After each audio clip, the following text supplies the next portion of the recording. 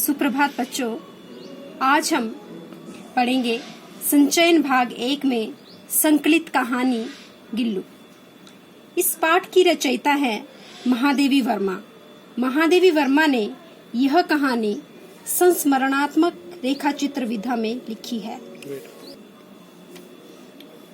रेखाचित्र में शब्दों के माध्यम से किसी के चरित्र की आंतरिक और बाह्य विशेषताओं का चरित्रात्मक वर्णन किया जाता है।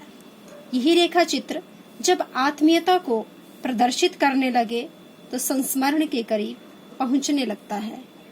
इस पाठ को पढ़ते समय हमारे सामने गिल्लू का एक चित्र उभरने लगता है। महादेवी वर्मा ने अपने पास रहने वाले कई पशु पक्षियों के रेखाचित्र लिखे हैं। बच्चों, जब हम बात करें कि संस्मरण क्या होता है, तो संस्मरण उसे कहते हैं जिसे पुनः स्मरण करके लिखा जाए। जब कोई बात, विचार या फिर कोई भी बीते समय में घटी घटना आपको याद आए और आप उसको लिखने के लिए बैठ जाएं, तब वे संस्मरण बन जाता है। तो इस प्रकार बच्चों, यह रचना गिल्लू यह एक संस्मरण है और रेखाचित्र भी है, तो इसलिए यह संस्मरणात्मक रेखाचित्र है। आइए हम इस रचना के अधिगम उद्देश्य को जानें। अधिगम उद्देश्य: पाठ गिल्लू पढ़कर कहानी के सारांश को लिख पाएंगे, कहानी में आए नए शब्दों का अनुप्रयोग कर पाएंगे, कहानी के निष्कर्ष को बता पाएंगे, लेखिका और गिल्लू के संबंधों का विश्लेषण करते हुए प्रत्येक घटनाक्रम को लिख पाएंगे। गिल्लू पाठ में लेखिका महादेवी वर्मा ने गिल्लू नामक गिलहरी के जीवन यात्रा का वर्णन किया है। गिल्लू के इस जीवन का संबंध लेखिका के जीवन से जुड़ जाता है। लेखिका ने गिल्लू के स्वभाव, रूप, रंग, आचरण और समयानुसार जरूरतों का जैसा वर्णन किया है, वह बहुत ही मार्मिक है। यह मार्मिकता हमें अपने आसपास के जीवन के प्रति संवेदनशील बनाती है और यही संवेदनशीलता पाठ का उद्देश्य भी है। आओ बच्चों, अब हम पढ़ते हैं पाठ गिल्लू। सोन जूही को देखकर लेखिका की स्मृति ताजा हो जाती है और उसे सोन जूही की पीली कली के रूप में गिल्लू याद आता है। गिल्लू एक नन्हा गिलहरी का बच्चा था जो कौवे की चोंच से घायल हो गया था और लेखिका ने उस नन्हे जीव गिलहरी की मरहम पट्टी करके उसे दूध और पानी की बूंद पिलाकर स्वस्थ किया था। इस तरह स्वस्थ होकर गिल्लू लेखिका के पास उसके साथ ही रहने लगा। लेखिका के अनुसार सोन जूही की घनी हरी लताओं में वह छिपकर बैठता था तथा उसकी आकर्षक गतिविधियों से लेखिका के मन को आनंदित और चकित करता रहता था। लेखिका ने फूल रखने की एक हल्की डलिया में रुई बिछाकर उसे तार से खिड़की पर लटका दिया। 2 वर्ष तक वहीं गिल्लू का घर रहा। गिल्लू उस झूले को स्वयं ही हिलाता था।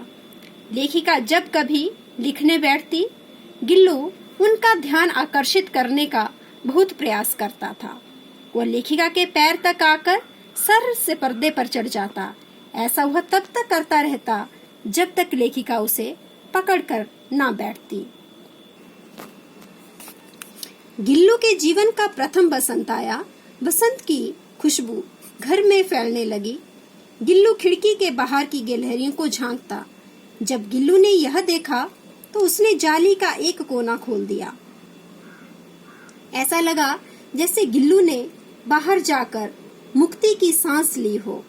अब जब लेखिका घर के बाहर होती तो गिल्लू भी बाहर चला जाता और जैसे ही 4 बजे लेखिका आती, गिल्लू भी आकर अपने झूले में झूलने लगता। इस तरह लेखिका का लगाव उसके प्रति बढ़ता गया। लेखिका का गिल्लू से इतना अधिक लगाव था कि जब मोटर दुर्घटना के बाद वो अस्पताल से घर पहुंची तो गिल्लू ने एक नर्स की भांति उनकी सेवा की। वह घंटों बैठकर लेखिका के बाल सहलाता। लेखिका महादेवी वर्मा बताती हैं कि उनके अस्पताल में भर्ती रहने के दौरान गिल्लू ने अपना सबसे प्रिय खाद्य पदार्थ काजू भी नहीं खाया। लेखिका ने जब अस्पताल से लौटकर गिल्लू के झूले की सफाई की तो उसमें काजू भरे मिले। इस घटना से भी यह प्रमाणित होता है कि गिल्लू के अंदर लेखिका के प्रति अत्यधिक आत्मीयता की भावना मौजूद थी। गिलहरी की उम्र 2 वर्ष से अधिक नहीं होती, इसीलिए गिल्लू का अंत समय भी समीप आ गया था। यह बात जैसे गिल्लू जानता था, इसलिए वह उस दिन न तो बाहर खेलने गया न ही कुछ खाया, बस ठंडे पंजों से लेखिका की वही उंगली पकड़कर चिपका रहा जो उसने अपने बचपन में घायल होने पर पकड़ी थी। लेखिका ने गर्माहट देने के लिए हीटर भी जलाया और सुबह होते ही गिल्लू के प्राण निकल गए। किसी और ही जीवन में जन्म लेने के लिए वह चल बसा। लेखिका ने सोन जूही के पास ही गिल्लू की समाधि बना दी। इसे देख उसकी स्मृति सदैव तरोताजा रहती और साथ ही यह विश्वास भी था शायद सोन जूही का यह पीला फूल ही गिल्लू हो।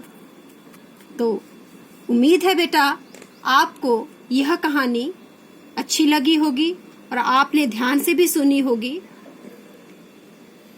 आप इसे घर में बैठकर पढ़ें और कठिन शब्दों को रेखांकित करें। धन्यवाद।